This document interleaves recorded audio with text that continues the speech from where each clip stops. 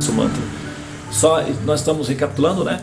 Que Arjuna, na qualificação ou na condição de devoto do Senhor Supremo, ele e na liberdade, né, que um devoto tem, que é uma liberdade real, não é uma liberdade artificial, não é uma liberdade forçada, é uma liberdade natural de posicionar-se perante o absoluto, assim, desejando saber realmente os fundamentos lógicos das ações ou das orientações oferecidas por ele diretamente em determinadas ocasiões, tá? Então eu vou fazer o mantra de introdução para a gente começar a falar comentar sobre o diálogo entre Krishna e seu amigo, parente querido, amigo querido e discípulo Arjuna. Om Namo Bhagavate Vasudevaya. Om Namo Bhagavate Vasudevaya. Om Namo Bhagavate Vasudevaya. Narayana Namaskritya Narantaiva Narottaman Devi Sarasvati Vyasa Tachodayam Mudiraye Nasta Praishu Abhadreshu Nityam Bhagavata Sevaya Bhagavati Uttamasloke Bhakti Bhavati Naistiki. Hare Krishna Krishna Krishna Hare Hare Hare Rama Rama Rama Hare Hare. Muito bem, então hoje eu vou observar, sim, né, em detalhes, o horário são 7 horas e 40 minutos, então eu vou falar em 25 minutos até as 7 horas e 45 minutos e na sequência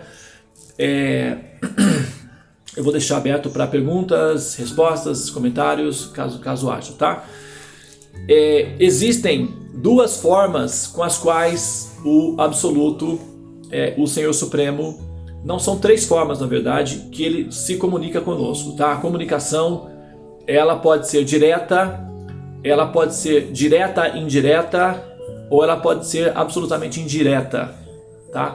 Então, a forma direta é quando ocorre uma situação em que a pessoa absoluta se manifesta como pessoa e se apresenta, não é, perante alguém e dá instruções diretas, tá? Então a gente pode colocar aí alguns exemplos. Por exemplo, quando o Moisés foi chamado na sarça ardente, né? Moisés tinha se rebelado lá no Egito, um soldado estava maltratando um dos parentes dele, da raça dele, que era os judeus.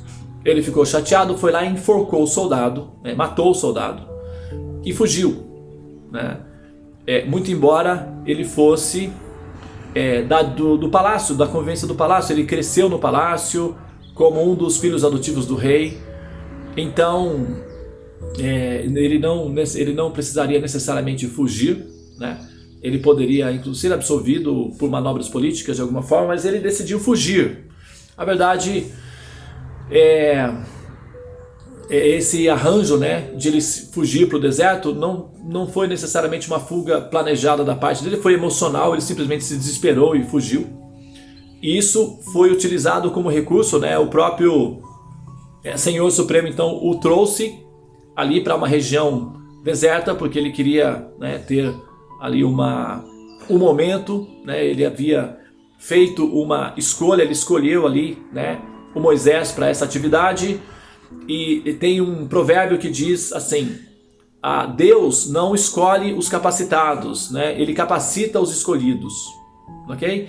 Porque na verdade nenhuma de nós somos capacitadas para sermos escolhidas por Deus. Nós não temos qualificação, nós não somos puras, nós não temos a inteligência suficiente, nós somos condicionadas, nós somos, letárgicas, lentas, e de certa forma nós somos egoístas. Nós queremos que as coisas venham até nós e quando nós ficamos insatisfeitos com elas, nós podemos reclamar e exigir outras coisas. E assim a gente leva uma vida artificial, nascendo e morrendo nesse ciclo do samsara. Então essa é a nossa condição de condicionamento. Nós somos almas chamadas caídas, ou nityabhadas, ou almas prisionadas, caídas na condição da ilusão. Essa é a nossa situação. Então nós nunca seremos necessariamente qualificados. Por mais que nós tentemos nos purificar, nós sempre cometemos erros devido ao fato de nós sermos condicionados, e esses erros nos contaminam novamente. Então a gente está sempre produzindo novos erros e tal. Ah, mas Devananda, então isso daí não tem solução. Não, é sim. É simples. Nós conseguimos nos purificar até o nível de encantar o coração do Supremo, o coração do Absoluto. Deixa eu só dar um recadinho aqui, pessoal. O pessoal está me aguardando aqui para uma informação. É um segundo, tá? Dando sequência aqui, né, no que eu estava dizendo, o procedimento, o processo é assim. Imagina que você tem, né, você tem um gatinho em casa, né, um bichinho de estimação, um cachorrinho, um gatinho, ou até mesmo um filhinho, né? E você tem em cima da mesa talvez alguma coisa que interesse, um doce, sabe, alguma coisa que seja do interesse, vamos dizer que seja do seu filho, né? Sua filhinha está lá tentando pegar o docinho, o lanchinho que está na mesa. E ela se esforça muito e não está conseguindo, você sabe que ela não vai conseguir. Aí ela vai, tenta arrastar a cadeirinha até a mesa, todo o esforço, não consegue o movimento, e você está observando tudo isso, né? Você sabe que o seu filho, ele não vai conseguir realizar a operação, mas você vê que ele está com muito interesse, desejoso de obter aquilo, né? Então o que você, pai, mãe, movido de compaixão e de amor pelo seu filhinho, qual será a sua atitude? Você vai lá e ajuda o seu filhinho, e ele então consegue subir na cadeirinha com a sua ajuda e consegue obter o resultado, né, desejado. É assim que funciona conosco também.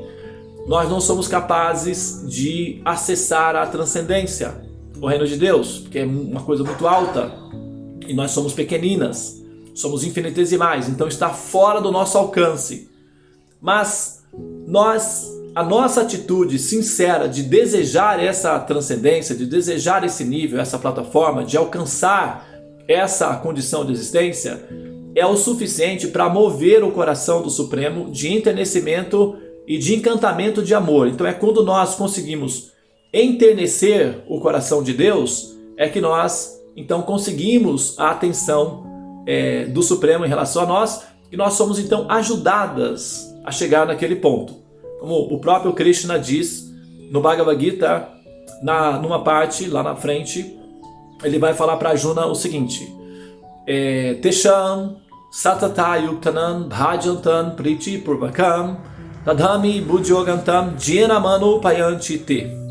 E ele diz o seguinte: o Arjuna, para aqueles que querem me alcançar, é uma tarefa relativamente difícil, porque a condição de ilusão as impede de me entenderem como eu sou. Entretanto, aqueles que desejam me alcançar do fundo do coração e que se ocupam em tentar me conquistar com serviços amorosos, eu dou a eles a inteligência pelo qual eles podem vir a mim.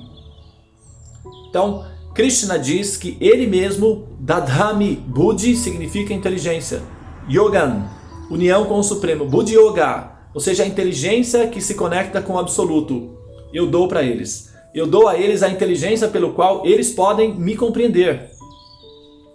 Ah, mas nós não temos inteligência para compreender o Supremo. É verdade, tem razão, é uma conclusão honesta e humilde.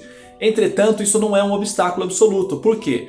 Em se tratando do absoluto, Achyuta, infalível, quando ele deseja, ele injeta no nosso coração a inteligência pelo qual nós podemos compreendê-lo. Aí tudo fica resolvido. Então o obstáculo fica imediatamente eliminado.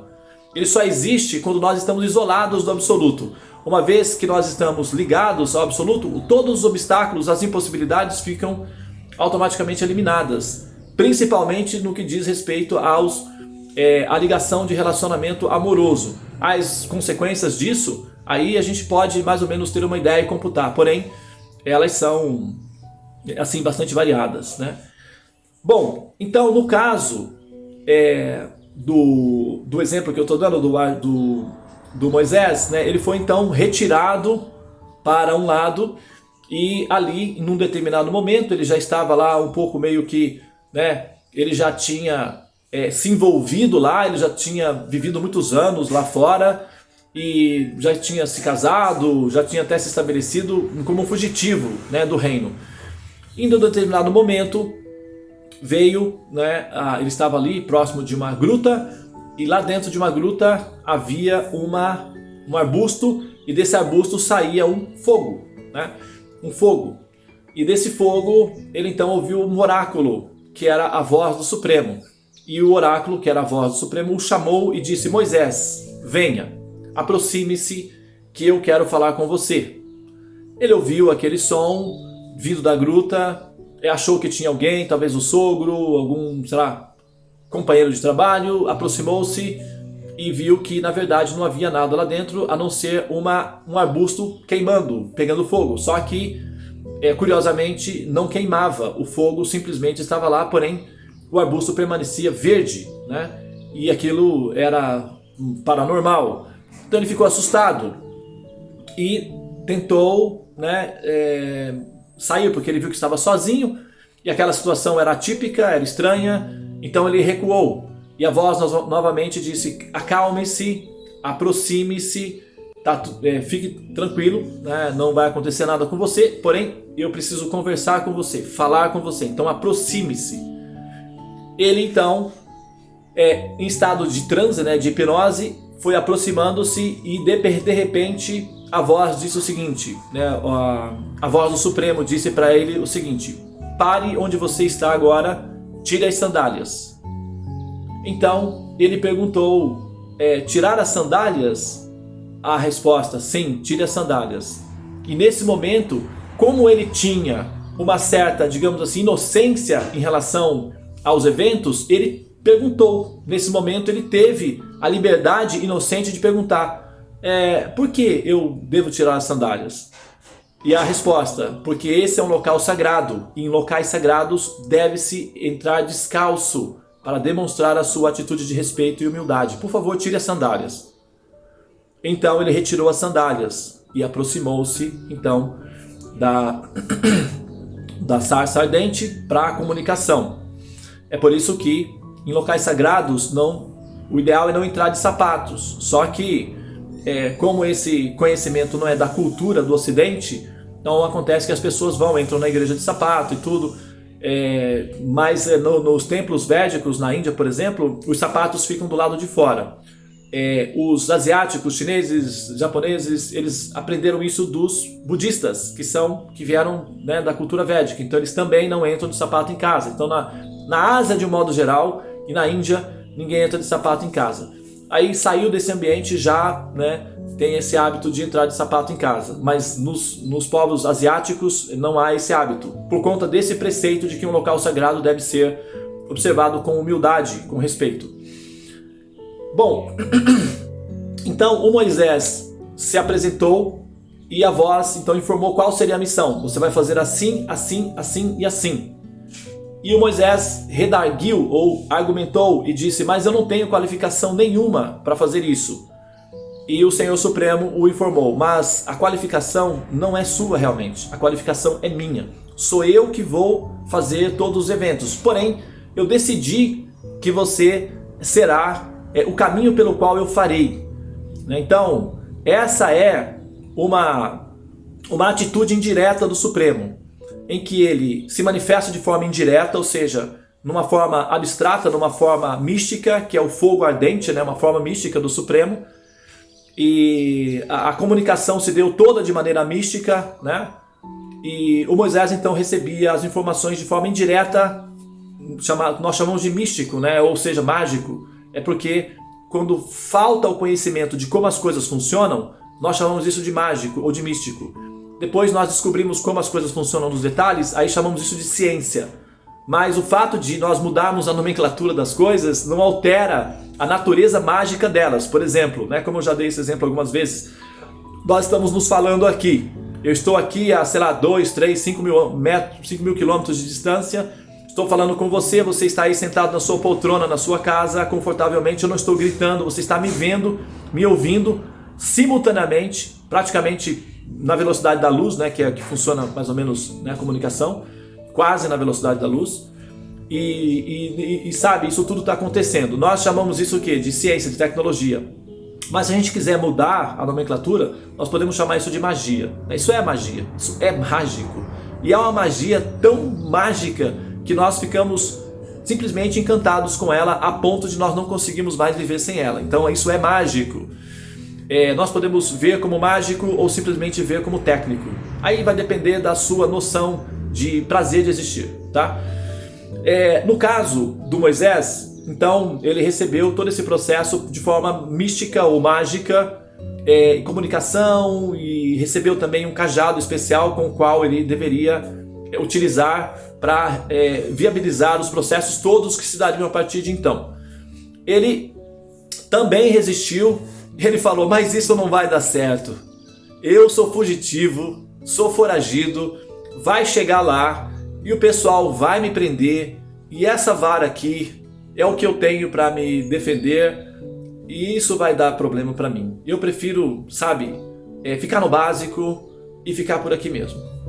Então, o Senhor Supremo deu uma puxada de orelha nele e disse, você está me desautorizando, é isso? O que você quer dizer é que eu sou incapaz de fazer as coisas? É exatamente isso que você está dizendo? Simplesmente faça o que eu estou ordenando e aguarde, por favor, vá. Então, o Moisés passou a perceber que ele estava diante de uma autoridade superior à lamentação, à letargia, à ignorância dele.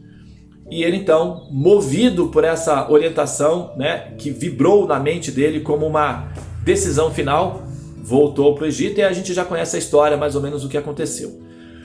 A situação era muito parecida com a de Arjuna ali também.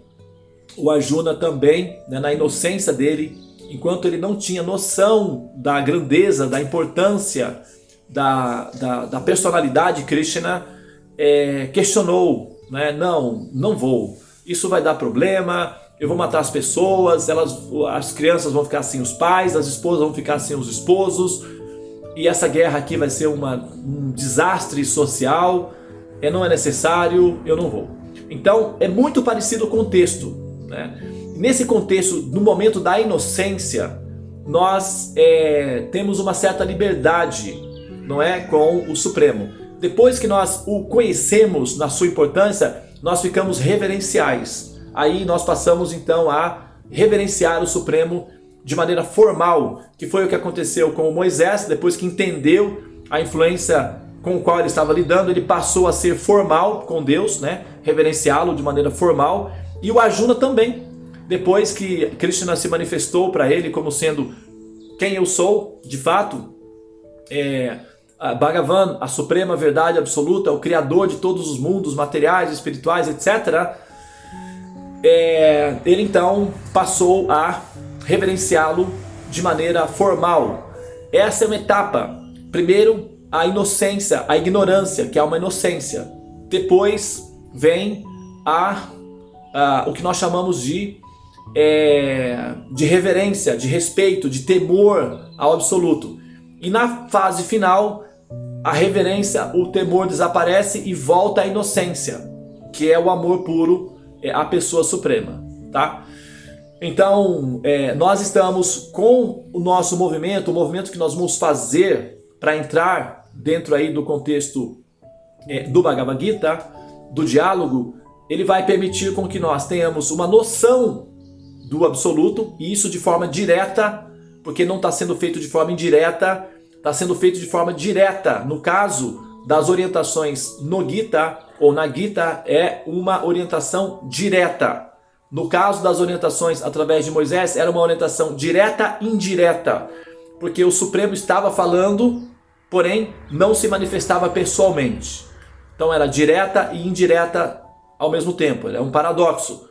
No caso da canção Gita, a orientação é a orientação direta, é a pessoa falando com o seu aprendiz, tá? E isso nos dá uma vantagem significativa porque nós podemos também visualizar a pessoa. E quando você fala Deus, por exemplo, o que vem na sua mente? O que acontece? Vem o quê? Vem uma luz, vem uma flor, vem uma montanha flutuando no espaço, vem um espaço vazio. O que vem na sua mente quando você pensa, quando você fecha os olhos e pensa Deus? Vem uma pessoa, você consegue ver a pessoa ou você consegue ver apenas o espaço ao redor da pessoa? Então, Deus é um posto. É como falar o presidente da república, é como dizer o diretor da escola, né, o guarda de trânsito. Esses são postos. O guarda de trânsito é uma pessoa. O presidente da república é uma pessoa. Sabe, o diretor da escola é uma pessoa. Então, quando você conhece o diretor da escola e alguém fala o diretor da escola, você visualiza a pessoa do diretor da escola. Quando você conhece o presidente de um determinado país e alguém diz o presidente da França, mas você conhece a pessoa, você sabe quem é a pessoa, então você visualiza a pessoa em si. Então, se você conhece Deus, se você entende quem é Deus, se você tem compreensão ou tem conhecimento acerca de Deus, quando nós falamos Deus, você vê a pessoa e não apenas o abstrato da pessoa, ou seja, a substância que é o abstrato pessoal Deus. Você visualiza a pessoa em si. Então, daqui para frente, na nossa análise com o Bhagavad Gita, daqui para frente, quando nós falarmos Deus, nós vamos também ter esse privilégio, digamos, esse benefício de poder visualizar a pessoa. Então nós vamos precisar falar sobre a pessoa, as características da pessoa Deus, para que você possa ir se acostumando com a ideia da pessoa Deus, que é uma fase da evolução. É necessário conhecer a pessoa nas suas diferentes áreas, nas suas diferentes, não apenas conhecer as qualidades dessa pessoa, o poder dessa pessoa, as orientações dessa pessoa, mas também é importante que nós saibamos quem é a pessoa que se apresenta como sendo Deus. E aí, claro, vai caber questionamentos. É válido a fazer essas afirmações de que Krishna é a pessoa? Como é que a gente pode ter alguma garantia, pelo menos conceitual ou intelectual, de que ao afirmar que Krishna é a suprema personalidade de Deus ou a pessoa Deus, isso é válido, é funcional, ou tem que ser aceito como um ato de fé, como um dogma religioso? Então isso daí vai entrar na questão, né, das nossas discussões daqui para frente, tá bom, pessoal? Encerrei meu tempo, infelizmente eu roubei, né? Não entrei no tempo da conversa, da pergunta e resposta. Nós começamos um pouco atrasado hoje por conta da minha, né, eu vou me organizar. Já sei que não tem Uber nesse horário, então da outra vez eu consegui, mas não é sempre que consegue. Então eu vou me organizar, eu venho mais cedo e da próxima vez a gente vai ter mais tempo. Mas hoje, infelizmente, eu gravei 22 minutos, né, do diálogo. A gente já está começando a entrar aí, porque para entrar no diálogo, para entender o diálogo, a gente precisa compreender a pessoa, senão vai ser apenas um diálogo, né? E tem que ser mais do que um diálogo, tem que ser, né, digamos assim, tem que ser uma imersão, né, uma pesquisa profunda acerca da pessoa Deus, tá? Muito bem, então eu vou encerrar aqui. Muito obrigado pela companhia de vocês hoje. E nós voltamos a nos falar amanhã, tá bem? Namastê, Hare Krishna, que a paz esteja com vocês.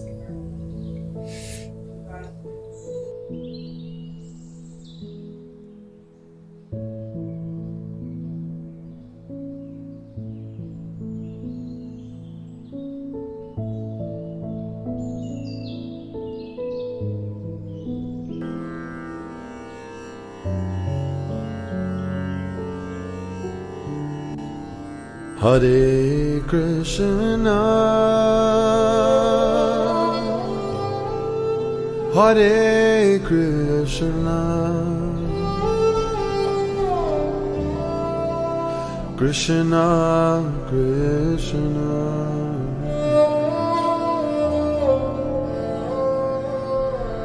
Hare Hare,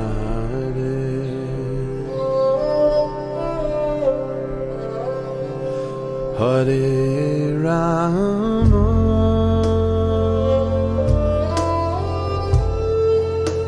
Hare Rama,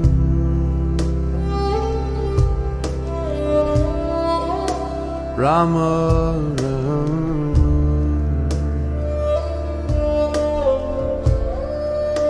Hare Hare,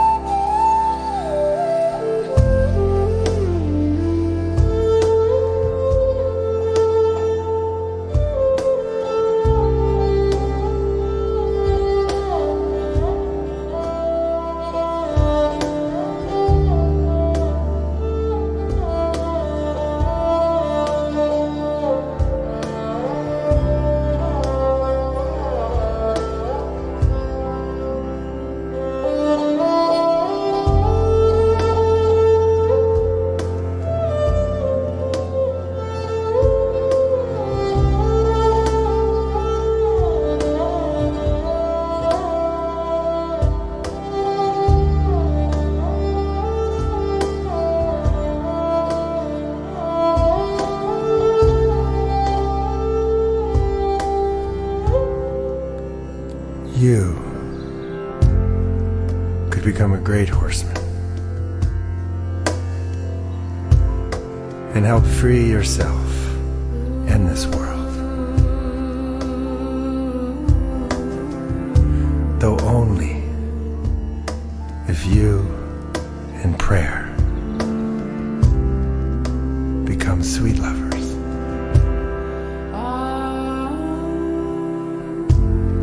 It is a naive man who does not think we are engaged in a fierce battle.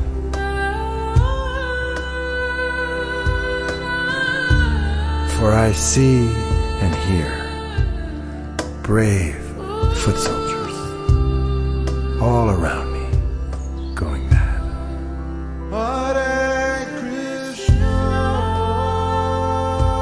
I'm falling on the ground in excruciating pain.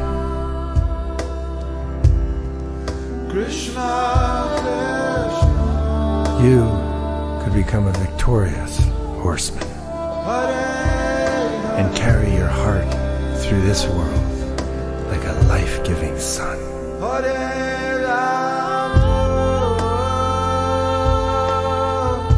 Though only if you and the Great Spirit become sweet lovers.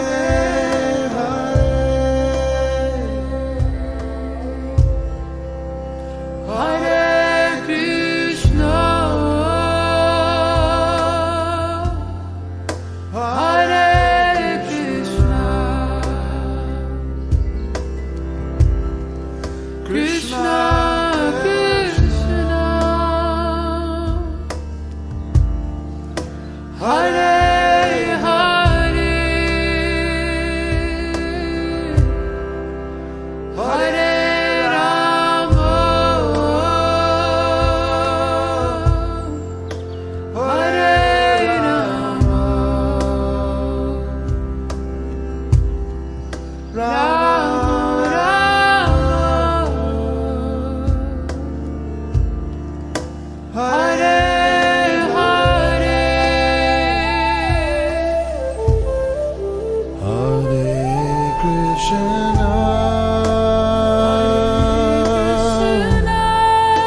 Hare Krishna, Hare Krishna, Krishna Krishna, Krishna Krishna, Hare Hare, Hare